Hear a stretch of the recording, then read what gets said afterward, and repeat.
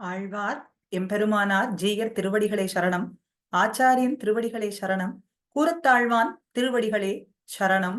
இன்று அத்துணை வைஷ்ணவ அடியார்களும் கொண்டாட வேண்டிய அதி உன்னதமான மகோத்சவமான நன்னாளாகும். ஆச்சாரிய லட்சணத்திலேயும் சிஷ்ய லட்சணத்திலேயும் நன்னாக திகழ்ந்து விளங்கியவரான ஆழ்வான், பூரேசர், பூரநாதர், நடமாடும் பதஞ்சலி, ஸ்ரீவத்ச சின்ஹர், ஸ்ரீவத்சாங்க மிஸ்ரர் என்று பலபடியாக அழைக்கப்படுபவரான பல திருநாமங்களை கொண்டவரான கூரத்தாழ்வானினுடைய திருவவதார நன்னாளாகும். ஆழ்வான் அருளிய பஞ்சஸ்தவங்களிலே ஒன்றான ஸ்ரீஸ்தவம், பெரிய பிராட்டியாரின் மேலே அருளி செய்ததான ஸ்ரீஸ்தவத்தை தான் இன்று நாம் அத்துணை பேரும் திவ்ய தம்பதிகளான பெரிய பிராட்டியார் பெரிய பெருமாளினுடைய அனுகிரகத்தாலேயும் சுவாமி எம்பெருமானாரின் அனுகிரகத்தாலேயும் கூரத்தாழ்வானினுடைய அனுகிரகத்தாலேயும் அனுபவிக்க இருக்கின்றோம். ஸ்ரீவத்ஸ சின்ஹ மிஸ்ரேப்யோ நம புக்தி மதீமஹே யதுக்த்ரயஸ்த்ரயீ கண்டே யாந்தி மங்கள சூத்ரதாம்.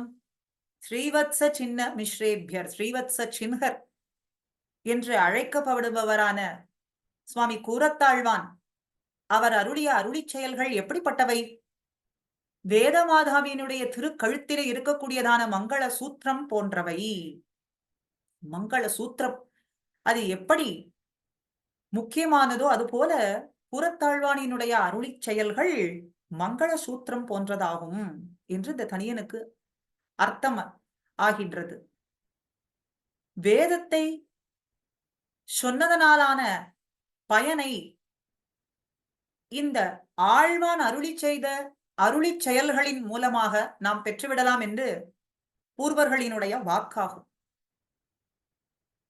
மங்கள சூத்திரம் போலே இருக்கக்கூடியதான பஞ்சஸ்தவங்கள், அதிமானுஷஸ்தவம், வரதராஜஸ்தவம், சுந்தரபாகுஸ்தவம், ஸ்ரீஸ்தவம், வைகுண்டஸ்தவம் என்கிற 5 ஸ்தவங்கள், அதைத்தான் பஞ்சஸ்தவம் என்று சொல்கின்றோம். அதிலே சுவாமி ஸ்ரீ ரங்கநாச்சியார் பெரிய பிராட்டியார் மேலே அருளி செய்ததான 11 ஸ்லோகங்களைத்தான் நாம் இன்னும் அனுபவிக்க இருக்கின்றோம். அகில லோக ஜனனீம், ஜகன் மாதா என்றெல்லாம் நாம் தாயாரை கொண்டாடி மகிழ்ந்து வணங்குகின்றோம். பொதுவாகவே ஒரு குழந்தைக்கு தன்னுடைய காரியம் நிறைவேற வேண்டும்னு சொன்னால் அது தன்னுடைய தாயாரினிடத்திலே சென்று சொல்லி அவளுடைய வாத்சல்யத்துக்கு பாத்திரமாகி பின்னே தந்தையாரினிடத்திலிருந்து தன்னுடைய காரியத்தை எல்லாம் நிறைவேற்றிக் கொள்ளும். அப்படி வாத்சல்யம் உடையவள் இந்த லோகத்திலே மானிடப் பிறவியில் இருக்கக்கூடிய தாயாருக்கே இவ்வளவு ஏத்தம்னு சொன்னால் அத்துணை பேருக்கும் கோட்டி மாத்ரு வாத்சல்யத்தை உடையவளான பிராட்டியினுடைய அனுகிரகம், பார்வை, கடாட்ச பார்வை என்று சொல்கின்றோமே, அது தன்மேலே பட வேண்டும். அந்த கடாட்ச பார்வை எல்லோருக்கும் கிடைக்க வேண்டும் என்று இந்த 11 ஸ்லோகங்களிலே பிரார்த்தனை பண்ணுகின்றார். தாயாரினுடைய திருவடிகளிலே சரணாகதி பண்ணி அவளுடைய கடாட்ச பார்வை நம் அத்துணை பேருக்கும் கிடைக்க வேண்டும் என்று பாரித்து இந்த 11 ஸ்லோகங்களை வழங்கி இருக்கின்றார். முதலிலே தாயாரினுடைய கடாட்ச பார்வை இல்லைன்னு சொன்னால் எம்பெருமானானவன் தான் செய்யக்கூடிய எந்த செயலையும் செய்ய மாட்டான், அந்த செயலாலே அவன் ஆனந்தித்திருக்கவும் மாட்டான் என்னுதான் முதல் ஸ்லோகத்திலே எடுக்கின்றார் சுவாமி. ஸ்வஸ்தி ஸ்ரீர்த்தி சதா தசேஷ ஜகதாம் சர்கோபசர்கஸ்திதிஹி ஸ்வர்கம் துர்கதிம் ஆபவர்கிகபதம் சர்வம் ச குர்வன் ஹரிஹி யஸ்யா வீக்ஷ்ய முகம் ததிங்கிதப் பராதீனோ விதத்தே கிலம் क्रीडायां खलु नन्यतास्य रसतास्यात् जगरस्याद्धया. எம்பெருமான் ரங்கநாதன் அனைத்து உலகங்களினுடைய படைப்பது, காப்பது, அழிப்பதுங்கிற செயலை செய்தபடியும் ஸ்வர்க்கம், நரகம், பரமபதம் ஆகியவற்றை செய்தபடியும் இருக்கின்றான்னு சொன்னா, இது எல்லாமே ஸ்ரீ ரங்கராஜ் நாச்சியாரினுடைய அழகான திருமுகத்தை பார்த்தபடிக்கு நின்று கொண்டு அவளது புருவ நெறிப்பு முதலான முக பாவங்களுக்கு அடங்கியவனாக அனைத்து செயல்களையும் செய்கின்றான். ஸ்வர்க்கம் துர்கத்திம் ஆப்பவர்கிக்க, ஸ்வர்க்கமாகட்டும் நரகமாகட்டும் அசேஷ ஜகத்தாம் ரங்கநாச்சியாரினுடைய புருவ நெறிப்பை பார்த்தபடிக்கே செய்கின்றான். எம்பெருமான் எல்லா உலகங்களையும் படைத்து காத்து அழிக்கும் போதும் அவரவர்கள் கர்ம பலனைகளை அனுபவிக்கும் பொருட்டு ஒருவருக்கு ஸ்வர்க்கம்னும் அவரவர்களுடைய கர்ம பலனின் காரணமாக நரகம் என்ற அனுபவ ஸ்தானங்களை எல்லாம் பரமபதம் என்னும் போக்ய போகோபகரண போகஸ்தானங்களை எல்லாமும் சகல பதார்த்தங்களையும் அவரவர்களுக்கு அளித்து அருளும் பொழுது பிராட்டியினுடைய முக குறிப்பையே பின் சென்று அவளுடைய நோக்கத்திற்கு இணங்க எல்லாவற்றையும் செய்கின்றான் என்றுதான் இந்த ஸ்லோகத்திலே தெரிவிக்கின்றார் ஆழ்வான். ஆழ்வானினுடைய புத்திரரான சுவாமி பராசர பட்டர் குணரத்ன கோஷத்திலே அங்கீகாரிவிஹி ஆலோகைஹி என்று ரங்கநாதனினுடைய படைப்புகளை ரங்கநாச்சியார் அங்கீகரிப்பதாக கூறுகின்றார். மேலும் இவளுடைய புருவ அசைவினாலேயே இந்த லோகங்களில் ஏற்றத்தாழ்வு உண்டாகிறது என்றும் சொல்கின்றார். ஆக அனைத்து செயல்களை எம்பெருமான் செய்கின்றான். அவன் அந்த செயல்களை செய்வதனாலே அவனுக்கு ஆனந்தம் உண்டாகின்றது என்று சொன்னால் பிராட்டியினுடைய முக பாவனை புருவ நெறிப்பின் பின் சென்றால்தான் அது அத்தனையும் நிறைவேற்றப்படும். இல்லை என்றால் அவனுக்கு ஆனந்தமும் இருக்காது. ஆக பிராட்டியினுடைய புருவ நெறிப்பே முகத்தில் இருக்கக்கூடிய பாவனையே அத்தனைக்கும் வித்தாக அமைகின்றது என்று முதல் ஸ்லோகத்திலே சொல்லி, இரண்டாவது ஸ்லோகத்திலே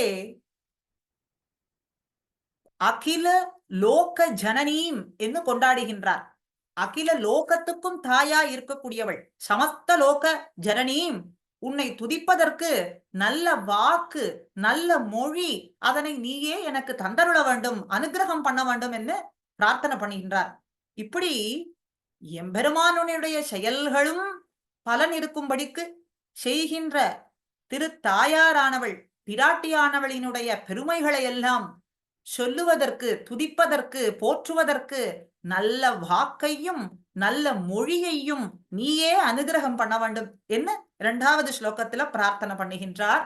ஹே ஸ்ரீர் தேவி சமஸ்த லோக ஜனனீம் த்வாம் ஸ்தோதுமிஹாமஹே யுக்தாம் பாவய பாரதீம் பிரகுணய பிரேம பிரதானாம் தியம் பக்திம் பந்தய நந்தயாஸ்ருதம் இமம் தாசம் ஜனம் தாவகம் லக்ஷ்யம் லக்ஷ்மி கடாட்ச வீஷி விஸ்ருதேஹே தேஸ்யாம சாமீவயம். இந்த ஸ்லோகத்துக்கு சுவாமி பிரதிவாதி பயங்கரம் அன்னங்கராச்சாரியார் பெரிய பிராட்டியாருக்கும் சுவாமி கூரத்தாழ்வானுக்கும் நடந்ததான ஒரு சம்பாதத்தை கல்பனை மூலமாக நமக்கு அருளி செய்கின்றார். அதை பார்ப்போம். ஸ்வர்ஸ்ரீ திஷதாத் என்று பிரார்த்தித்த ஆழ்வானை நோக்கி பெரிய பிராட்டியார் கேட்கிறாள், ஆழ்வான், நாம் தான் உமக்கு ஸ்ரேயஸை அளிக்க வேண்டும் என்பதாக கேட்டுக்கொண்டீர். என்ன ஸ்ரேயசு வேண்டும்? ஐஸ்வர்யம் வேண்டுமா? சந்தானம் வேண்டுமா? வேண்டியதை கேளும், தருகின்றேன் என்று சொன்னாள். அதுக்கு ஆழ்வான், அந்த க்ஷூத்திர புருஷார்த்தங்களை விரும்ப அடியேன் வரவில்லை, வேறு உம்மை வாயார துதிப்பதற்காகத்தான் அடியேன் விரும்பி வந்தேன். அப்படியா பெரிய பிராட்டியார்? என்னிடத்திலே நீ பிரார்த்தித்து பெற வேண்டியது என்ன இருக்கின்றது? நீரோ பெரிய பண்டிதர். அதனாலே மகா கவி, மகா கவியாகவும் இருக்கின்றீர். உம்முடைய இஷ்டப்படி ஸ்தோத்திரம் பண்ணும். இதுல நான் அளிக்க வேண்டியது என்ன இருக்கின்றது என்று கேட்க, இப்படி சொல்லலாகாது தேவரீர். உம்மை பாங்காக துதிப்பதற்கு உரிய சரஸ்வதி சம்பிருத்தியை தந்தருள வேண்டும் என்று பிரார்த்தனை பண்ணுகின்றார். அப்படிப்பட்ட திருநாவீரு உமக்கு முன்னே நான் அளித்திருக்கிறேனே, அது வாய்ந்திருக்கிறதே, வேறு தேவை இருந்தால் கேளும் என்று பிராட்டியும் சொன்னாள். அடியேன் ஏதோ வாயால சில சப்தங்களை சொல்லுகிறேனே ஒழிய, அன்பு மிகுந்து கனிந்த புக்தி என்பது அடியேனுக்கு இல்லை. அதனாலே அப்படிப்பட்ட புத்தியை தந்தருள வேண்டும் என்ன ஆழ்வானும் சொல்ல, என்னை ஸ்துதிக்க வேண்டும் என்று நீர் நினைத்த பொழுதே அப்படிப்பட்ட புத்தி உமக்கு உண்டாகிவிட்டது. அன்பு மிகாமலும் நெஞ்சு கனியாமலும் இருந்தால் என்னை துதிக்க நீர் முயலவே மாட்டீர். அதனால எம்மை துதிக்க வேண்டும் என்று நீர் நினைத்த பொழுதே உமக்கு அன்பு மிகுந்தது, நெஞ்சு கனிந்தது, அத்தனையும் ஏற்பட்டது. புத்தியும் உமக்கு கைகூடியே வந்தது. அதனால வேறு தேவை இருந்தால் கேளும் என்று சொன்னார். உம்முடைய பேரருளால் ஏதோ சிறிது பக்தி கிடைத்திருக்கிறது. அது பரபக்தியாகவும் பரஞானமாகவும் பரம பக்தியாகவும் முதிரும் படிக்கு தேவரீர் அருள் புரிய வேண்டும் என்று ஆழ்வானும் பிரார்த்தனை பண்ணினார். அதை நீர் விரும்ப வேண்டாம். ஆழ்வாருக்கு காலக்கிரமத்திலே எப்படி படிப்படியாக பரபக்தி என்பது பரஞானமாகவும் பரஞானம் என்பது பரம பக்தியாகவும் விளைந்ததோ அதுபோல உமக்கும் ஏற்படும். அதனாலே வேறு ஏதாவது அபேட்சை இருந்தால் அதை கேளும்னு சொன்னார். ஆழ்வானும் ஆழ்வாருக்கு காலக்கிரமத்திலே நடந்தது போலே அடியேனால் காத்திருப்பதற்கு சக்தி இல்லை. சக்தன் அல்லன், சக்தி இல்லாதவனாக இருக்கின்றேன். அதனாலே அடியேனை இப்பொழுதே உமக்கு அந்தரங்க கிங்கரனாக்கி கொண்டு அந்தரங்க கைங்கரியம் பண்ணும்படிக்கு தேவரீர் அனுகிரகம் பண்ண வேண்டும். அடியனை மகிழ்விக்க வேண்டும். அதற்கு உறுப்பாக தேவரீர் குளிர்ந்த கடாட்சங்களை அடியேன் மீது நோக்கி அருள வேண்டும். இவ்வளவுதான் அடியேன் விரும்புவது என்று சொன்னார். அயம் ஜனஹா, இமம் ஜனம் என்கிற சப்தத்தாலே அயம் ஜனஹா, என்னால் நான் என்று சொன்னாமல் அடியேன் இந்த இடத்துல ஆழ்வான் தன்னுடைய நைச்சான தந்தானத்தை அடியேன் என்ன இறங்கி சொல்கின்றார். தாயாரின் இடத்துல கடாட்சம் பெறாமல் துவண்டு கிடக்கிற நிலையை சொல்லி, நான் இப்படி நீ அடியேன் கீழ் தாழ்ந்து இருக்கின்றேன், தேவரீருடைய கடாட்சம் என் மீது பொழிய வேண்டும் என்று இந்த இடத்துல பிரார்த்தனை பண்ணுகின்றார். ஆக ரங்கநாச்சியாரே, அத்தனை உயிர்களுக்கும் தாயான சமஸ்த லோக ஜனனி, அத்தனை உயிர்களுக்கும் தாயான உன்னை நாங்கள் துதிக்க வேண்டும், நாபார துதிக்க வேண்டும் என்ன ஆசைப்படுகின்றோம். ஆனா உன்னை துதிப்பதற்கு சரியான சொற்கள் மொழிகள் இல்லாமல் தவித்துக் கொண்டிருக்கிறோம். அந்த பதங்களை எல்லாம் நீயே அருள வேண்டும். உன்னிடம் பிரேமையோடு கூடிய பக்தியை எங்களுக்கு உண்டாக்க வேண்டும். உன் மீது உள்ள ஈடுபாட்டை மேலே மேலே இன்னும் வளரும்படிக்கு செய்ய வேண்டும். அதனாலே அற்ப ஜந்து, அடியேன் அற்ப ஜந்துவான நான் உன்னுடைய கைங்கரியத்திலே ஈடுபடும் படிக்கு நீ அனுகிரகம் பண்ணி என்னை மகிழ்விக்க வேண்டும். ரங்கநாதனின் நாயகியே, ரங்கநாச்சியாரே, லட்சியம் லக்ஷ்மி கடாட்ச வீசி விஸ்ருதேகே, இங்குள்ள அனைவரும் உன்னுடைய கடைக்கண் பார்வை அப்படிங்கிற அலைக்கு இலக்காக வேண்டும். அடியேனும் அதுக்கு இலக்காக வேண்டும். அடியனை போல அத்தனை பேரும் உன்னுடைய கடைக்கண் பார்வைக்கு பாத்திரமாக வேண்டும் என்று சொல்றார். சரி, அடுத்த மூன்றாவது பாட்டு ஸ்லோகத்திலே உன்னை துதிக்க வேண்டும்னு ஆசை இருக்கின்றது, சோஸ்திரம் பண்ண வேண்டும்னு ஆசை இருக்கிறது. நான் எதை கொண்டு சோஸ்திரம் பண்ணுவேன், சக்தியற்றவனாக இருக்கின்றேனே என்று மறுபடியும் தன்னுடைய நைச்சானுசந்தானத்தை இதிலே சுவாமி காட்டிக் கொடுக்கிறார். ஸ்தோத்ரம் நாம கிம் மாமனந்தி கவயோ யத் அன்யதீயான் குணான் அன்யத்ரத்வசதஹ அதிரோப்யபனிதிஹ சாதர்கி வந்த்யாத்வயி சம்யக் சத்யகுணாபி வர்ணனமதோ ப்ரீயுः கதம் தாத்ருஷி வாக் வசஸ்பதினா அபிஷக்ய ரச்சனா த்வத் சத்குணார்ணோ நிதௌ. ஹே ரங்கநாச்சியாரே, தேவி, பெரிய கவிஞர்கள் ஸ்துதி, சோஸ்திரம், பிறரை சோஸ்திரம் பண்ணுவது, புகழ்வதுன்னு எதை சொல்றார்கள்? ஒருத்தர அவர்களிடத்தே இல்லாத குணத்தை கூட இருக்கும்படியாக சொல்றதுங்கிறதையும் துதின்னு சொல்றார்களே, அதுவெல்லாம் ஸ்துதியே ஆகாது. அது வீணாகும். உண்மையாகவே ஒருவரிடத்தில் இருக்கக்கூடிய குணங்களை ஸ்துதிப்பதே துதி, சோஸ்திரம் என்று சொல்ல முடியும். ஆக துதிப்பது அப்படின்னா 2 வகைப்படுகின்றது.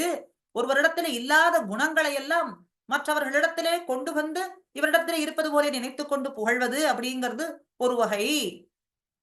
இன்னொன்னு, அவர் யாரை புகழ்கின்றோமோ அவர்களிடத்திலே இருக்கக்கூடிய உள்ளபடியான குணங்களை போற்றி புகழ்வதுங்கிறது 2வது வகையான ஸ்துதியாகும். இதுல ரங்கநாச்சியாரினுடைய வகை முதல் வகையிலே வராது. ஏன்னா அவளிடத்திலே அத்தனை திருக்கல்யாண குணங்களும் நிரம்பி இருக்கின்றன. ஆனால் அடியேனால் அதை உள்ளபடிக்கு ஸ்துதிக்க முடியுமான்னு கேட்டால் அது முடியாது என்றுதான் இங்கே சுவாமி சொல்லுகின்றார். ஆக உள்ளது உள்ளபடியே துவாம் ஸ்தோத்து மீகாமகேன்னு சென்ற பாசுரத்திலே நமக்கு காட்டி கொடுத்தார். உமை துதிப்பதனுடைய சம்பாவிதமான விஷயம் தானே, உன்னை துதிக்க வேண்டும்ங்கிற ஆசை அது வருவது நியாயம் தானே. ஆனா துதிப்பதற்குன்னு பார்த்தால், உள்ளத உள்ளபடிக்கு சொல்ல வேண்டும்னு பார்த்தால் அது அடியேனாலே சொல்ல முடியவில்லை. சக்தி அற்றவனாக இருக்கின்றேன்.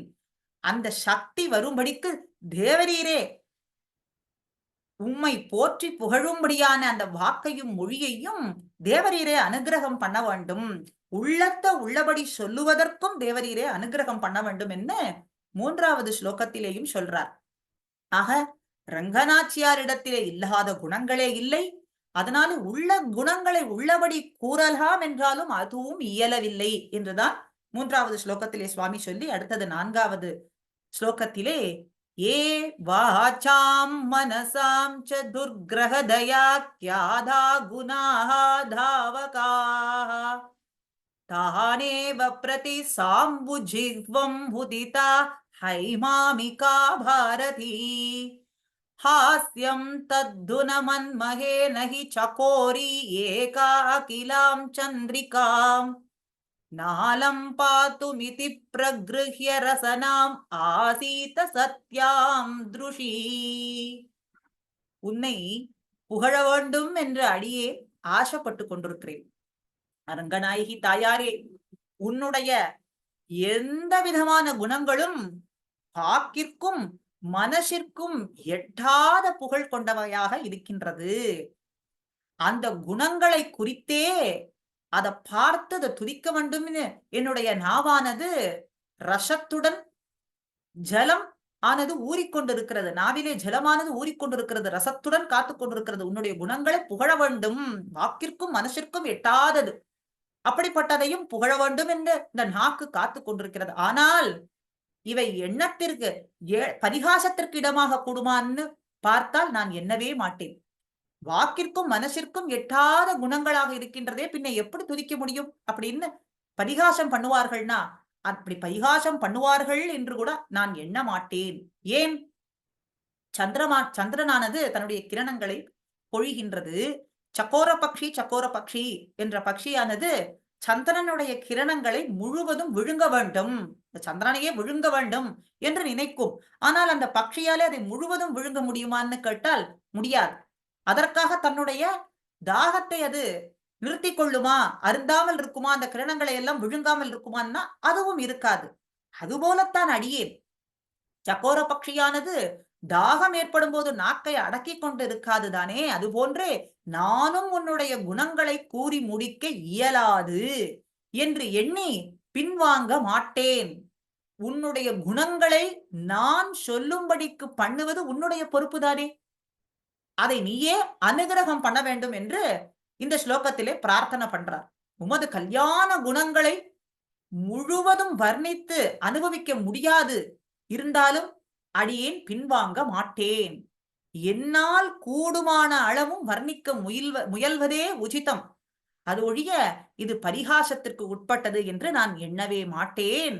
இதனால் உம்மை துதித்து புகழ்வதற்கு ஏற்றதான வாக்கையும் மொழியையும் சக்தியையும் தேவரீரே அனுகிரகிக்க வேண்டும் என்று 4வது ஸ்லோகத்திலே சொல்லி 5வது ஸ்லோகத்திலே சேஷாதீயானபி துஷ்ட புத்திரபி நிஸ்நேகோபி அனிஹோபிதே கீர்த்திம் தேவி விஹன்னஹம் ந ச பிபேமி அக்ஞன ஜிஹ்ரேமி ச दुष्येत् सा तु न धावता न हि सुनालीटापि भागीरथी दुष्येत् स्वा अपि न लज्जते न च पिबेति आर्दिस्तु चाम्येत् सुनः திருக்கல்யாண குணங்களை அனுபவிக்க வேண்டும், அடியேன் அனுபவிக்க வேண்டும் என்ற எண்ணம் கொண்டிருக்கிறேனே, அந்த அடியேன் எப்படிப்பட்டவன் என்பதைத்தான் இந்த ஸ்லோகத்துல சொல்றார். தேவரீருடைய திருக்கல்யாண குணங்களை புகழ வேண்டும் என்ன ஆசை இருக்கின்றது. அப்படி புகழ வேண்டும் என்று சொல்லக்கூடிய அடியேன் எப்படிப்பட்டவன்? நீச்சன், நீச்சனேன், துஷ்ட புத்திரபிகி, துஷ்ட புத்தி உடையவனாய் இருக்கின்றேன், நீச்சனேன் என்று சொல்றார். ரங்கநாச்சியாரே, எதுவும் அறியாத நான் நீச்ச புத்தியை உடையவன், துஷ்ட புத்திரபி, தீய புத்தி கொண்டவன், அன்பு இல்லாதவன், உன்னை குறித்து எந்த விருப்பமுமே இல்லாதவன். ஆனாலும் கூட உன்னுடைய புகழை என்னுடைய வாயால துதிப்பதற்கு அச்சம், பயம்ங்கிறது சிறிது கூட கிடையாது. ஆழ்வாரும் என்ன சொல்றார்? நீச்சனேன் நிறை ஒன்றுமிலேன், நீச்சனேன் அடிநாயேன், நாயேன் வந்தடைந்தேன். இப்படி நாயேன்னு தானே ஆழ்வார்கள் எல்லோரும் தங்களுடைய அருளி செயல்களிலே காட்டிக் கொடுக்கின்றார்கள். அப்படி நீச்சனேன், நீச்ச புத்தி உடையவனான நான், அடி நாயேன், நாயேனான நான் உம்மை துதிப்பதற்கு, என்னுடைய வாயால துதிப்பதற்கு சிறிது கூட அச்சம் என்பது கொள்வது இல்லை. ஏன் ஏன்னு சொன்னா, தூய்மையான கங்கை நீர் இருக்கு, பிரவாகமாக ஓடிக்கொண்டிருக்கு. ஒரு நாய் எங்கே தன்னுடைய தாகத்தை தணித்துக் கொள்வதற்காக அந்த கங்கையில் இருக்கக்கூடிய ஜலத்தை பருகுகின்றதுன்னு சொன்னா அது கங்கைக்கு ஒரு அசுத்தமா என்றால் கேட்டால் அது அசுத்தம் கிடையாது. அதுபோல உன்னுடைய புகழானது நான் சொன்னேன், நான் உன்னை அடியேன் உன்னை புகழ்ந்தேன் அப்படிங்கிறதுக்காக எந்த குறைச்சலும் ஏற்பட்டு விடாது. தூய்மையான கங்கை நீரை நாய் ஒன்று நக்குவதற்கு வெட்கமோ பயமோ கொள்வதில்லை. அந்த நாய்க்கு ஏதாவது வெட்கம் உண்டா, அதுக்கு ஏதாவது பயம் உண்டா? கங்கை நீரை சென்று பருகுகின்றோமேன்னு கேட்டா அதற்கு சிறிது கூட வெட்கமோ பயமோ கொள்ளாது. இதன் மூலம் அந்த நாயினுடைய தாகம் தீர்ந்துவிடும். அல்லாது கங்கையினுடைய புனிதம் என்பது, தூய்மை என்பது கெடும்னு சொல்ல முடியாது. நாயினுடைய தாகம் தீரும், அதே கங்கையினுடைய புனிதம் கட்டுவிடும்னு சொன்னா கெடாது. அதுபோலத்தான் நீச்சனேன் அடி நாயேனான நான் அடியேனுடைய வாய் கொண்டு, வாக்கு கொண்டு, மொழி கொண்டு தேவரீரை புகழ வேண்டும் என்று சிறிது கூட அச்சமோ பயமோ கொள்வதில்லை. கங்கை நீரை போல இருக்கக்கூடிய தேவரீருடைய திருக்கல்யாண குணங்கள், அதி தூய்மையானது, அதி புனிதமானதான திருக்கல்யாண குணங்களை ஒரு நாய் தன்னுடைய தாகத்திற்காக சென்று அருந்துவது போல அடியேன் உன்னுடைய திருக்கல்யாண குணங்களை புகழ வேண்டும் என்ற ஆசையினாலே புகழ்வதினாலே சிறிது கூட வெட்கமோ அச்சமோ கொள்வது இல்லை. எப்படி அந்த நாய் அந்த கங்கை நீரை அருந்துவதனாலே அதுக்கு தாகம் என்பது தீர்ந்து விடுமோ, அதுபோல அடியேனும் மிக்க மகிழ்ச்சி அடைகின்றேன். எப்படி அந்த கங்கை நீருக்கு தூய்மை என்பது சிறிது கூட கெடாதோ, அதுபோல தேவரீருடைய கல்யாண குணங்களுக்கு சிறிது கூட இழுக்கு என்பது நேராது. இது போன்று நான் உன்னை துதிப்பதால் எனக்கு மேன்மை உண்டாகும் தவிர உமக்கு தாழ்ச்சி என்பது ஏற்படாது என்றுதான் இந்த ஸ்லோகத்துல சொல்றார். ஆக ஒரு நாய் பருகுவதனால அதனுடைய தாகம் தீர்ந்து அதற்கு மகிழ்ச்சி ஏற்படுமே, அதுபோல அடியேனுக்கும் தேவரீரை புகழ்வதனாலே ஏற்படுகின்றது. கங்கைக்கு தூய்மையானது கெடாதது போல தேவரீருடைய கல்யாண குணங்களுக்கு ஒரு தாழ்ச்சி என்பதும் சிறிது கூட ஏற்படாது என்று சொல்லி 6வது ஸ்லோகத்திலே ஐஸ்வர்யம் மகதேவவா அல்பமதவா திருஷ்யேத பும்சாம் ஹியத் தத் லக்ஷ்மியாக சமுதீக்ஷணாத் தவ யத் சார்வத்ரிகம் வர்த்ததே तेनैतेन विस्मये मही जगन्नाथपि नारायणः तन्यं मन्यत ईक्षणात् तव यतस्वात्मानं वाद्मेश्वरः. ரங்கநாயகி தாயாரே, மனிதர்களால் இந்த லோகத்திலே அனுபவிக்கக்கூடிய செல்வம், ஐஸ்வர்யம்னு சொல்றோமே, அது பெரிதாகவோ சிறிதாகவோ காணப்படுகின்றது. பெரிய ஐஸ்வர்யம் சிறியதானது அப்படின்னு காணப்படுகின்றது. இது மனிதர்களினுடைய நோக்கு, பார்வை. இப்படி இந்த நோக்கு, இந்த பார்வை, இந்த வேறுபாடு எதனால் உண்டாகின்றது என்று கேட்டால், ரங்கநாச்சியாரினுடைய கடைக்கண் பார்வையால் மட்டுமே உண்டாகிறது என்பதைத்தான் நாம் அறிய வேண்டும். இதனால் வியப்பு என்பது கொள்வதற்கு இடமே இல்லை. காரணம், அனைத்து உலகிற்கும் தலைவனும் தனக்குத்தானே தலைவனுமாகிய ரங்கநாதன் கூட உன்னுடைய கடாட்சம் கிட்டுவதால் தான் தனக்கு பெரும் பேறு வந்ததாக நினைத்துக் கொள்கின்றான். பொதுவாக ஐஸ்வர்யம் என்பது இரண்டு வகைப்படும். ஐகிகமும் ஆமுஷ்கிகமுமாய் இரண்டு வகைப்படும் என்று சொல்லப்படுறது. இகலோகத்திலே தனதானிய சம்பத் ஸ்மிருத்தரா இருப்பவர்களுக்கு ஐகிக ஐஸ்வர்யம், அதன் மீது விருப்பு கொண்டவர்கள்னு சொல்றான். இந்த லோகத்துல இருக்கக்கூடிய தன தானியங்களின் மீது ஆசை கொண்டவர்கள், அதை பெற வேண்டும்னு நினைப்பவர்கள் ஐகிக ஐஸ்வர்யம், ஐகிக ஐஸ்வர்யத்திற்கு ஆசைப்படுபவர்கள்னு. அதே இரண்டாவது ஸ்வர்காதி பரமபத உபரிதன லோகங்களிலே வீற்றிருக்கும் இருப்பைத்தான் ஆமுஷ்மிகம் ஐஸ்வர்யம்னு சொல்றோம்.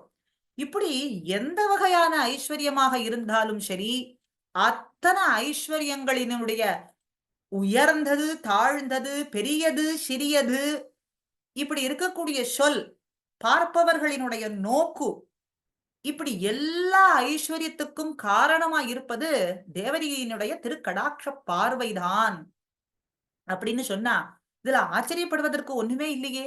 ஏன், அத்தனைக்கும் தலைவனான, அத்தனை வஸ்துக்களுக்கும் அந்தரியாமையா இருக்கக்கூடிய, சர்வ நிர்வாககனாய் சர்வபூத தலைவனாய் இருக்கக்கூடிய அந்த எம்பெருமானே தேவரீரினுடைய கடாட்ச பார்வையினால் தானே தனக்கு பேரு வந்ததாக நினைத்து கொண்டிருக்கின்றான்.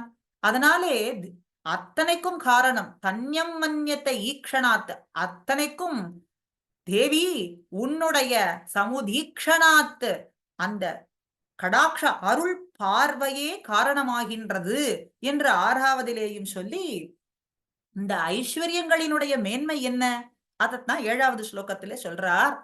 ஐஸ்வர்யம் யத் அசேஷ பும்சி யதிதம் சௌந்தர்ய லாவண்யயோஹோ ரூபம் யச்சஹி மங்களம் கிமபி யத் லோகே சத்திதி உச்யதே தத் சர்வம் த்வத்ததீனம் ஏவ யத் யதஹ ஸ்ரீஹி இதி அபேதனவா யத்வா ஸ்ரீமதி ஈத்ருஷேன வசசா தேவி பிரதாமஷ்ணுதே.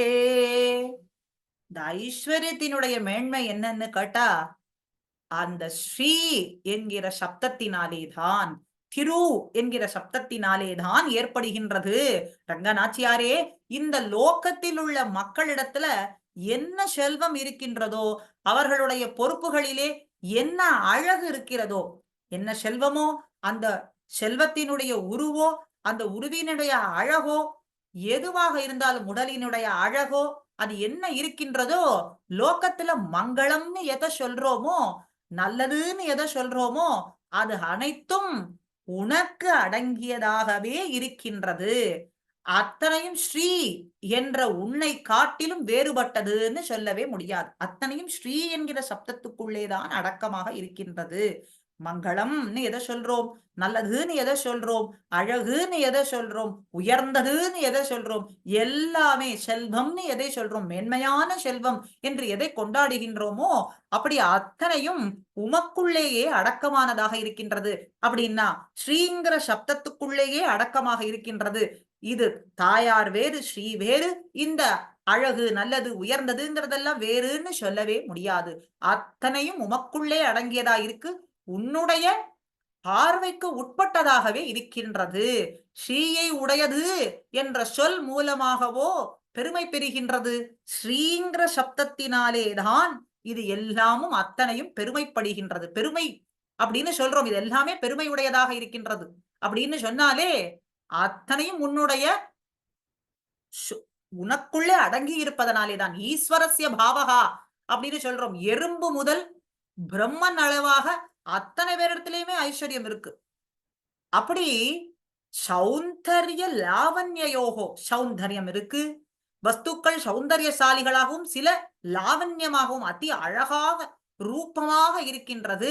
மஞ்சள், புஷ்பம், தீபம் முதலிய வஸ்துக்கள் எல்லாம் மங்களகரமாக பிரசித்தி பெற்றதாக சொல்லப்படுறது.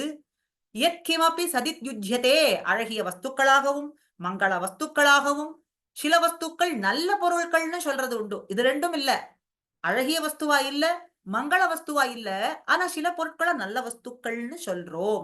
இது எல்லாமே அந்த வஸ்துக்கள் எல்லாம் சீர்மை பெற்றிருக்கின்றது, ஏற்றம் பெற்றிருக்கின்றது, பெருமை உடையதா இருக்கின்றதுன்னு சொன்னா அத்தனையும் லக்ஷ்மி சம்பந்த நிபந்தனமடியாலே. லக்ஷ்மி சம்பந்தம், ஸ்ரீங்கிற லக்ஷ்மி சம்பந்தம், திரு என்கிற லக்ஷ்மி சம்பந்தத்தின் அடியாலே ஏற்றம் பெற்றதாக இருக்கின்றது. திருவிளக்கு, திருமாளிகை, திருமலை, திருமேனி முதலான விவகாரங்களை எல்லாம் சொல்றோமே, எல்லாம் ஏற்றமுடையதாக இருக்கின்றது. ஸ்ரீரிதி அபேதன பிரதாமஷ்ணுதே அப்படிங்கிறதுக்கு உதாகரணமாகவும் இந்த இடத்திலே நாம் பார்க்கின்றோம். எல்லாமே ஸ்ரீனுடைய சப்தத்தாலே தான் ஏற்றம் பெற்றதாக இருக்கின்றது. சரி, இப்படி ஐஸ்வர்யத்தினுடைய மேன்மை, எம்பெருமானினுடைய அனைத்து செயல்களினுடைய மேன்மை பெற்றிருக்கிறதும் அவன் உகந்திருப்பதற்கும் காரணமான பெரிய பிராட்டியினுடைய கடாட்ச பார்வை என்ன இதுகாரும் நாம் அனுபவித்தோம். 7 ஸ்லோகங்கள் பரியந்தம் நாம் இப்ப அனுபவித்தோம். அப்படி அந்த பிராட்டியினுடைய பெருமையினுடைய எல்லை என்னன்னு கேட்டா இல்லையே கிடையாது. அந்த எல்லை நிலத்தை பார்த்தால் எல்லை என்பதே கிடையாதுங்கிறதான் இப்ப 8வது ஸ்லோகத்திலே நமக்கு காட்டி கொடுக்கிறார் ஆழ்வான். தேவீத்வத் மகிம் அவதிஹி ந ஹரினா நவி ந வித்வயா ஞாயதே யத்யபி ஏவம் மதி அபி ந ஏவ யுவயோः சர்வஜ்ஞதா ஹீயதே யத்ன அஸ்தி ஏவ தத் அஜ்ஞதாமனுகுணாம் சர்வஜ்ஞதாः விதுः व्योम अम्भोजं इदन्दया किल वितन् प्रान्तः अयं इति उच्यते. ரங்கநாச்சியாரே, தேவி, சமஸ்த லோக ஜனனீம், உன்னுடைய மேன்மையின் எல்லையானது ரங்கநாதனுக்கும் தெரியாது, உமக்கும் தெரியாது. ரங்கநாதனாலே அறியப்பட முடியுமான்னா முடியாது. உமாலே அறியப்பட முடியுமான்னா உமக்கும் தெரியாது. உன்னாலும் உன்னுடைய மேன்மை என்பது எத்தன்மையதுன்னு சொல்லவே முடியாது. இப்படி இருந்தாலும் நீங்கள் இருவரும் அனைத்தையும் அறியும் தன்மை சர்வஜத்வம், எம்பெருமான சர்வஜன் அப்படின்னு சொல்றோம். அது உன்னுடைய பெருமை என்பது எம்பெருமானுக்கும் தெரியாது, ரங்கநாதனுக்கும் தெரியாது.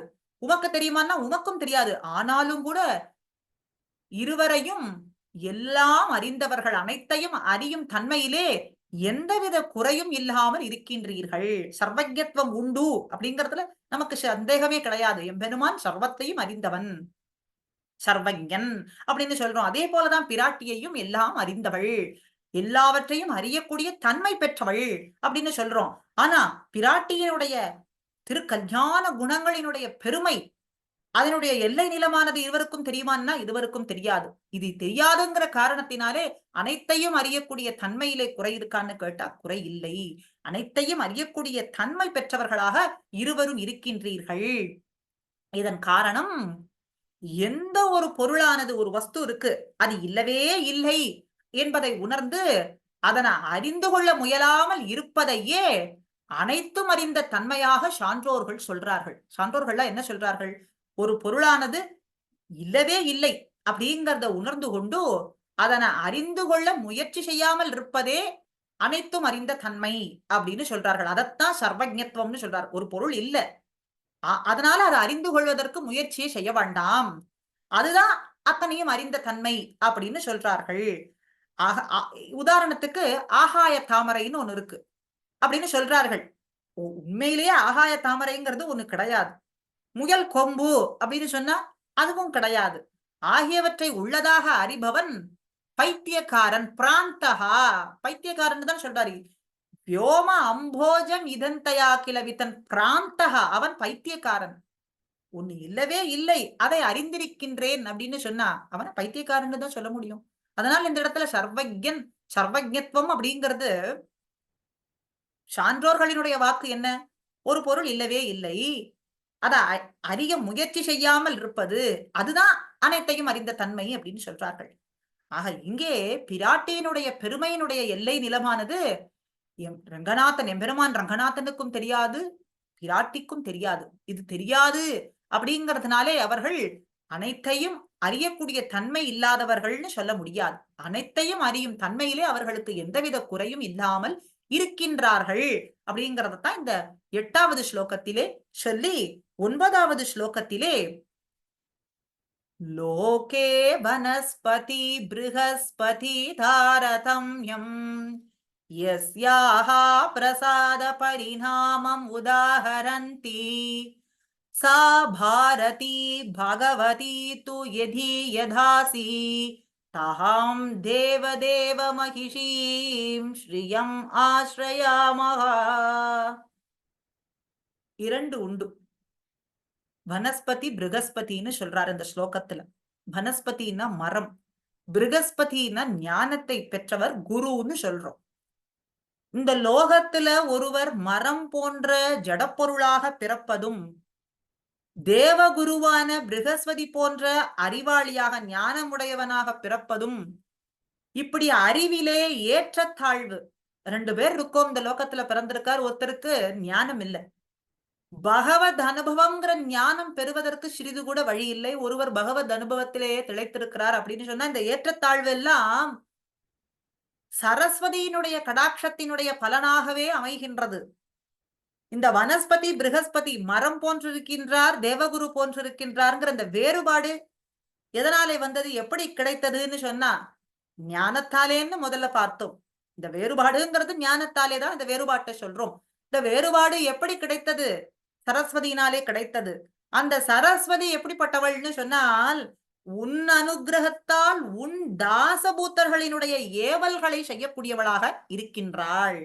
சரஸ்வதியினுடைய கடாட்சத்தினாலே இந்த ஞானம் பெற்றவனாக திகழ்கின்றான். ஒரு மரம் போல ஜடப்பொருள் போலேயும் ஞானம் பெற்றவனாக, அது தேவகுரு பிருகஸ்பதி போல ஞானம் பெற்றவனாக திகழ்கிறது சரஸ்வதி தேவியினுடைய அனுகிரகத்தாலே. அந்த சரஸ்வதியும் எப்படிப்பட்டவள்னு கேட்டால் உன்னுடைய தாசபூத்தர்களை, தாசபூத்தர்களினுடைய ஏவல்களை, செயல்களை உன் அனுகிரகத்தாலே செய்யும்படிக்கு இருக்கக்கூடியவள் அப்படிங்கறத இதை சொல்றார். அப்படி பூஜிக்க தகுந்த அந்த சரஸ்வதியே ரங்கநாச்சியாரின் அடியார்களுக்கு அடியாளாக இருக்கின்றாளோ, அப்படி அத்துணை தேவர்களின் அதிபதியான ரங்கநாதனின் அந்த ரங்கநாச்சியாரை நாம் அடைகின்றோம். தாம் தேவதேவ, தேவதேவன், அத்துணை தேவர்களுக்கும் தலைவனாய் இருக்கக்கூடியவன் தேவதேவன், தேவாதிராஜன் சொல்றோம். அப்படி அந்த தேவதேவனினுடைய மகிழ்ச்சி, தேவதேவ திவ்ய மகிஷி, பட்ட மகிழ்ச்சி பெரிய பிராட்டியார், அவளை ஆஸ்ரயாமகா, புகழொன்றில்லா அடியேன் உன் திருவடிகளிலே புகுகின்றேன்னு சரணாகதி பண்ணுகின்றார். வேரி மாறாத பூமேல் இருப்பாள் வினை தீர்ப்பாள் என்று சொல்லக்கூடிய பிராட்டியானவள் நம்முடைய துன்பங்களை எல்லாம் களையக்கூடியவளாக இருக்கின்றாள். கடாட்ச பார்வையினாலே அத்துணை வினைகளையும் போக்க நசிப்பிக்கக்கூடியவளாக இருக்கின்றாள். அப்படி புகழொன்றில்லா அடியேன் உன் அடிக்கீழ் புகுந்தேன்னு ஆழ்வாரினுடைய வாக்குப்படிக்கு ஆழ்வான் இங்கே அதையே சொல்றார். புகழொன்றில்லா கதியில்லாத அடியேன், அடி நாயேன், நீச்சனானவன் உன்னுடைய திருவடிகளிலே சரணம் பண்ணுகின்றேன், சரணாகதி பண்ணுகின்றேன், சரணம் புகுகின்றேன் என்று இந்த 9வது ஸ்லோகத்திலேயும் சொல்லி 10வது ஸ்லோகத்திலே பெரிய பிராட்டியாரினுடைய கடாட்சத்தினாலேதான் அத்தனை செயல்களும் நடக்கின்றதுன்னு இதுகாரும் அனுபவித்தோம். பெரிய பிராட்டியாரினுடைய கடாட்சம் இல்லாத நிலைமைன்னு ஒண்ணு உண்டு, ஒரு நேரம் ஒண்ணு உண்டுன்னு சொன்னா அது எந்த நேரம்? பிராட்டியினுடைய கடாட்சமே காரணமா இருக்கு. ஆனா அப்படி கடாட்சத்துக்கும் பாத்திரப்படாத ஒரு நிலை உண்டா? ஒரு வஸ்து உண்டா? அப்படின்னு சொன்னால் அது என்னதுங்கிறதத்தான் 10வது ஸ்லோகத்திலேயும் விவரிக்கிறார். யஸ்யாஹா கடாட்ச மிருது வீக்ஷண தீக்ஷணேன சத்யஹ சமுல்லச்சித பல்லவம் உல்லலாச விஸ்வம் விபர்யயः சமுத்த விபர்யயம் பிராக் தாம் தேவதேவ மகிஷீம் ஸ்ரீயம் ஆஸ்ரயாமஹ. தீக்ஷணேன பிராட்டியினுடைய கடாட்ச பார்வை படாத ஒரு நேரம், ஒரு நிலை உண்டுன்னு சொன்னா அது பிரளய காலம், மகா பிரளய காலம். பிராட்டிக்கு வாழ்விக்கத்தான் தெரியுமே தவிர அழிக்க தெரியாது, நாசப்படுத்துவதற்கு தெரியாது. அதனாலே அந்த பிரளய காலத்திலே அத்தனையும் அழிந்து கொடுக்கக்கூடிய காலத்திலே மறுபடியும் அது உற்பத்தி ஆவதற்கு, தழைத்து எழுவதற்கு பிராட்டியினுடைய கடாட்ச பார்வை காரணமாக இருக்கிறதே ஒழிய அது நசிந்து போவதற்கு காரணமாக இருப்பது இல்லை. தீக்ஷணேன, வீக்ஷண தீக்ஷணேன, உபேட்சைன்னு சொல்றோம். அது கடாட்சம் இல்லாத நிலைமை. அது எந்த நிலைமை? மகா பிரளய காலத்திலே. அப்படி தாயாரினுடைய கடைக்கண் பார்வை பட்டவுடன் அனைத்தும் உயிர் பெற்று திகழ்கின்றது. ரங்கநாச்சியாரினுடைய கடாட்சம் கிட்டாத காரணத்தினால் பிரளய காலத்திலே இந்த லோகம் துவண்டு கிடக்கின்றது. அப்போது இவளுடைய கடைக்கண் பார்வை அப்படிங்கிற சங்கல்பம் காரணமாக அந்த சங்கல்பம் உண்டான நேரத்திலேயே இந்த பூமியானது தழைத்து விளங்குகின்றது. அப்படி தேவர்களினுடைய தலைவியான தேவதேவ மகிஷீம், ரங்கநாதனினுடைய பட்ட மகிழ்ச்சியான ஸ்ரீ ரங்கநாச்சியாரை நான் சரணம் அடைகின்றேன், சரணம் பற்றுகின்றேன், திருவடிகளை பற்றுகின்றேன் என்று சொல்றார். இதேதான் சுவாமி ஆளவந்தார் தன்னுடைய சதுஸ்லோகியிலே காட்டி கொடுக்கிறார். நஷ்டம் பிராக் ததலாபதஹா திரிபுவனம் சம்பிரதி அனந்தோயம் அனந்தோதயம் ஸ்ரேயோ நஹ்யரவிந்தலோச்சன மனஹா காந்தா பிரசாதாத்ருதே. நஷ்டம் பிராக் ததலாபதஹா அப்படிங்கிற வரிகளின் மூலமாக அவளுடைய கடாட்ச பார்வைங்கிறது பிரளய காலத்திலே ஏற்படவில்லை. அதனாலே அத்துணை வஸ்துக்களும் நசிந்து கிடக்கிறது. அதுக்குள்ளே அச்சித்தா சித்தா வேறுபாடு இல்லாமல் அத்தனையும் ஏக பொருளோ ஏக வஸ்துவோ அப்படின்னு சொல்லும்படிக்கு நசிந்து கிடக்கின்றது. எப்பொழுது இந்த தாயாரினுடைய கடைக்கண் பார்வையானது, அருள் பார்வையானது வீச்சி விஷ்ணுதேகே அது படுகின்றதோ இந்த பூமியானது தழைத்து ஓங்குகின்றது அப்படின்னு இந்த 10வது ஸ்லோகத்திலே சொல்லி கடைசியாக 11வது ஸ்லோகத்திலே யஸ்யாஹா கடாக்ஷ விக்ஷாக்ஷணம் லக்ஷம் லக்ஷிதாஹா மகேஷாஹா ஸ்யுஹு ஸ்ரீரங்கராஜ மகிஷி சாமாம் அபிவீக்ஷதாம் லக்ஷ்மீஹி. எந்த ஒரு பிராட்டியினுடைய கடைக்கண் பார்வைக்கு ஒரு நொடிப்பொழுது இலக்கானாலும் மிகுந்த ஐஸ்வர்யம் செல்வம் பெற்றவர்களாக ஆகின்றார்களோ, பிராட்டியினுடைய கடைக்கண் கடாட்ச பார்வை யார் மேலே விழுகின்றதோ அவர்கள் மேன்மையை அடைகின்றார்கள். அதுபோல அடியேனையும் அனுகிரகிக்க வேண்டும் என்றுதான் இந்த ஸ்லோகத்துல பிரார்த்தனை பண்றார்.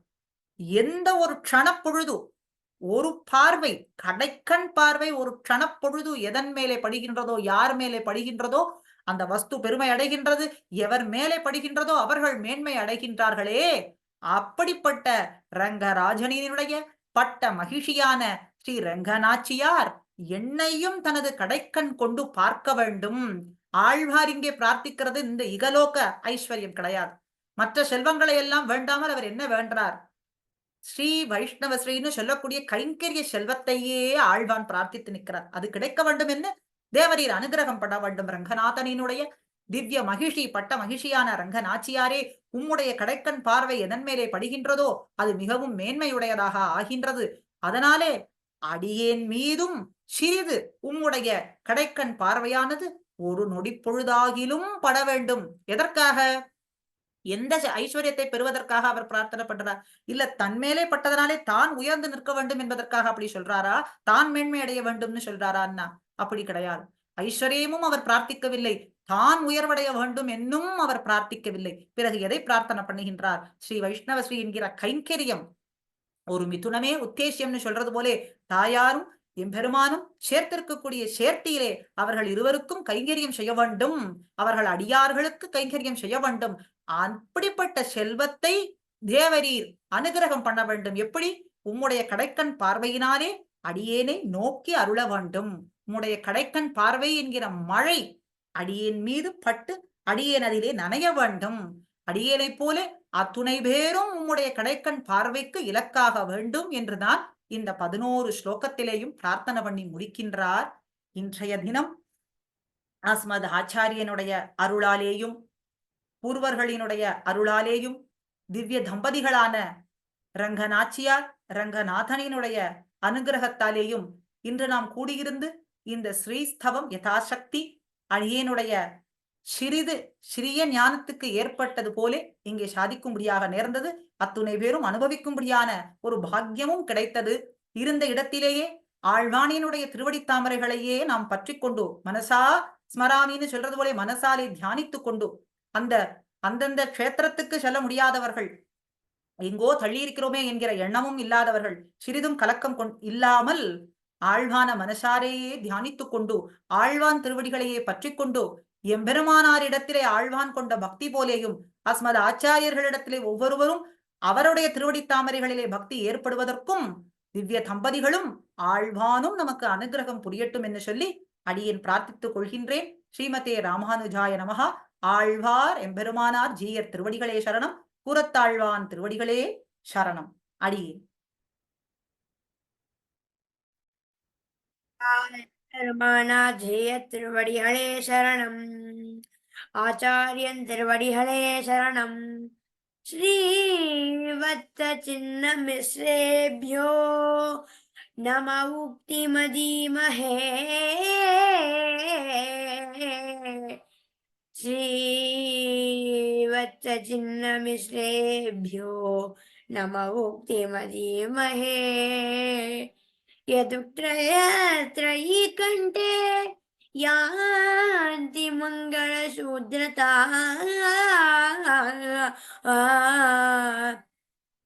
यदुत्रयस्त्रयी कंठे यान्ति मंगलशूद्रता.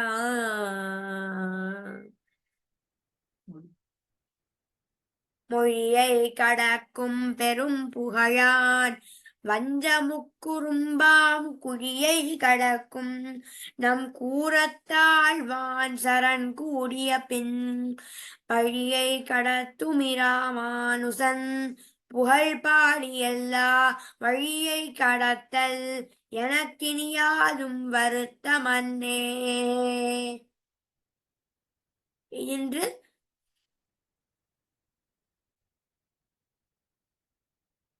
இன்று தைஹஸ்தம். இவருடைய திருநக்ஷத்திரம் தைஹஸ்தம்.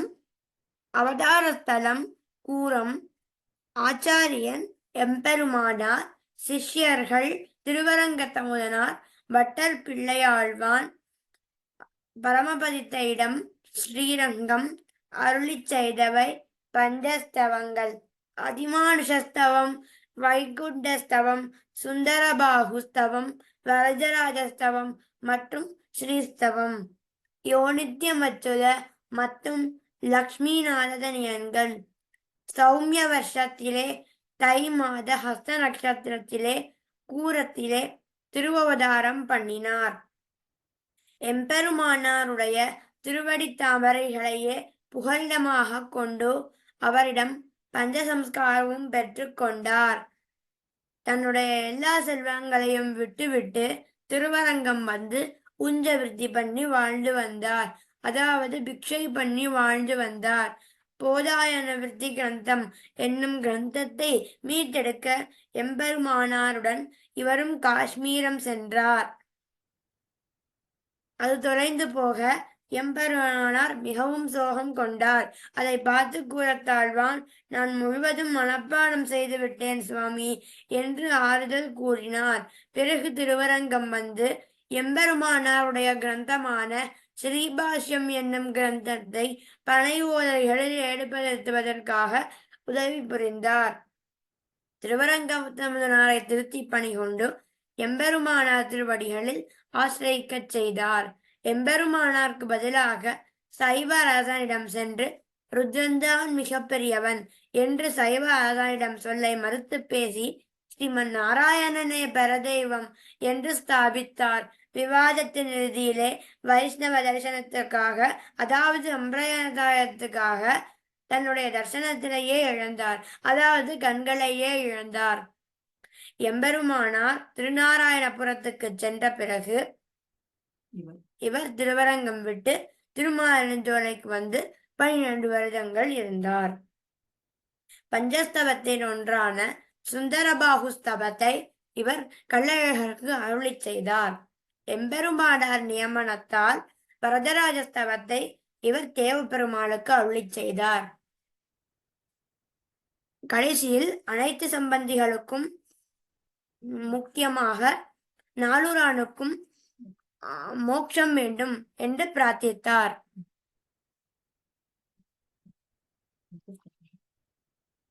மொத்தமாக இவர் பஞ்சஸ்தவத்தை அருளி செய்தார். இவை அனைத்துமே வேதாந்த அர்த்தங்களின் சாராம்சமாக விளங்குகின்றது.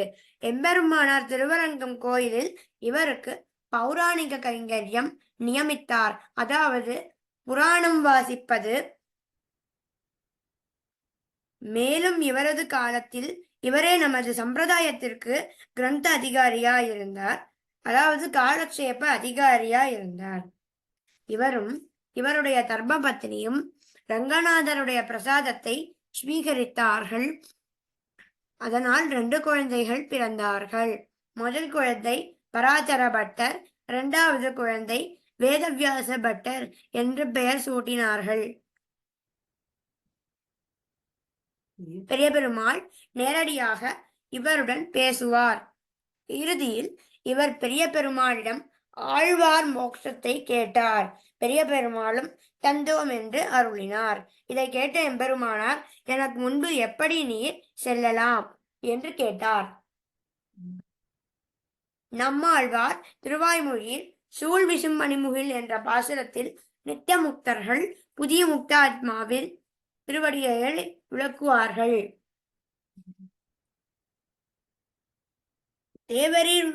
தேவரீர் எப்படி அடியேனுக்கு இதை செய்ய முடியும்?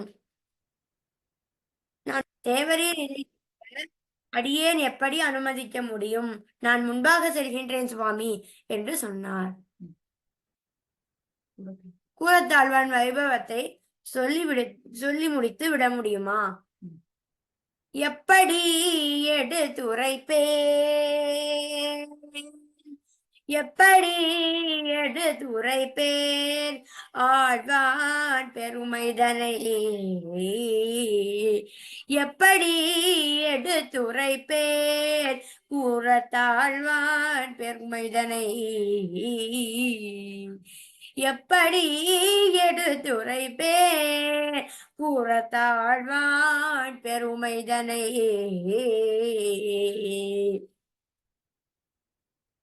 கூரமாநகரில் தெய்யத்திலே தோன்றி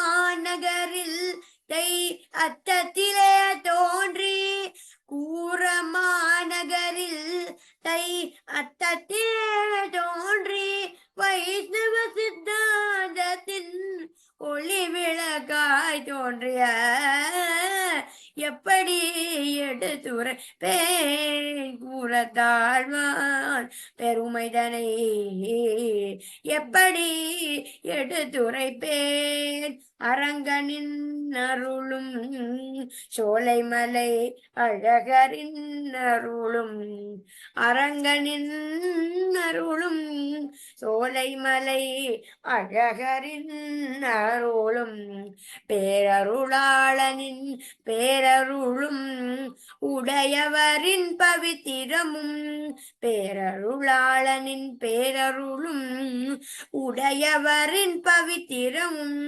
தரிசனத்துக்காக தரிசனத்தை இழந்த எம்பெருமானார், தரிசனத்துக்காக தர்சனத்தை இழந்த தீபமுறைக்கு துணை புரிந்த பஞ்சஸ்தவத்தை இயற்றிய எப்படி எடுத்துரைப்பே கூறத்தாழ்வான் பெருமைதனை எப்படி எடுத்துரைப்பேன் எப்படி எடுத்துரைப்பேன் எப்படி எடுத்துரைப்பேன் எடுத்துரைப்பேன் எடுத்துரைப்பேன் எடுத்துரைப்பேன்.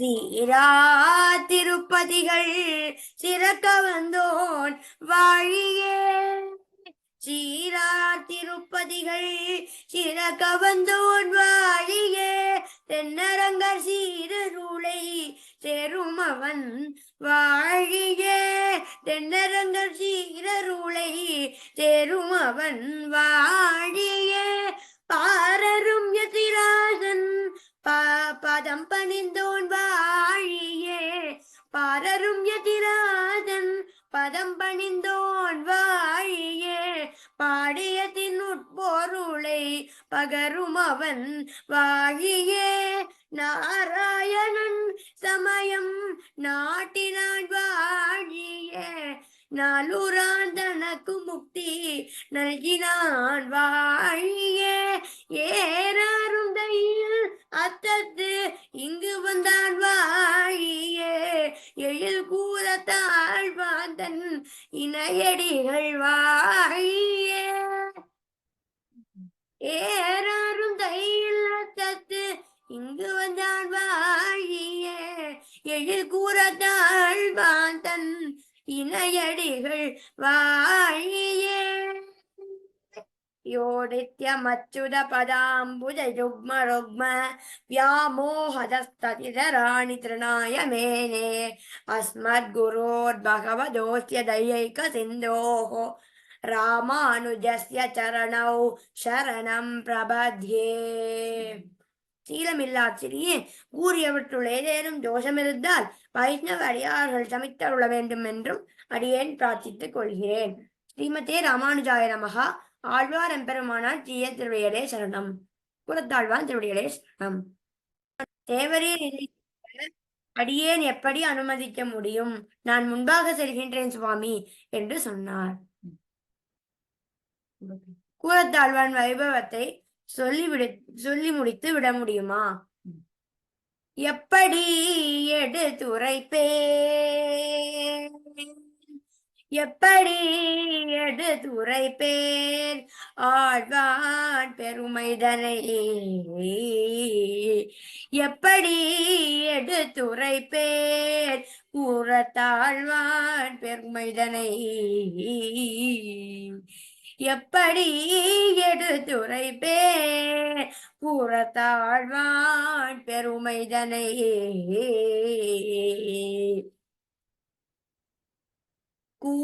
கூரமாநகரில் தெய்யத்திலே தோன்றி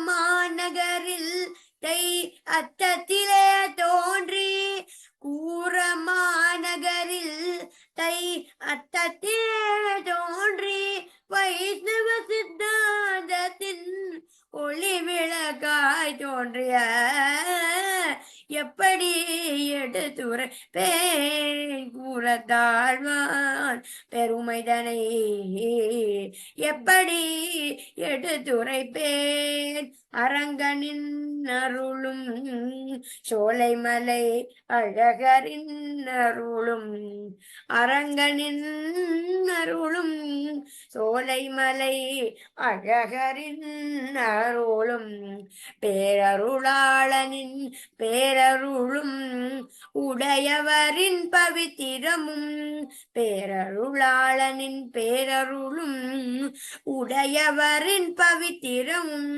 தரிசனத்துக்காக தர்சனத்தை இழந்த எம்பெருமானார் தரிசனத்துக்காக தர்சனத்தை இழந்த தீபமுறைக்கு துணை புரிந்த பஞ்சஸ்தவத்தை இயற்றிய எப்படி எடுத்துரைப்பேன் கூறத்தாழ்வான் பெருமைதனை எப்படி எடுத்துரைப்பேன் எப்படி எடுத்துரைப்பேன் எப்படி எடுத்துரைப்பேன் எடுத்துரைப்பேன் எடுத்துரைப்பேன் எடுத்துரைப்பேன்.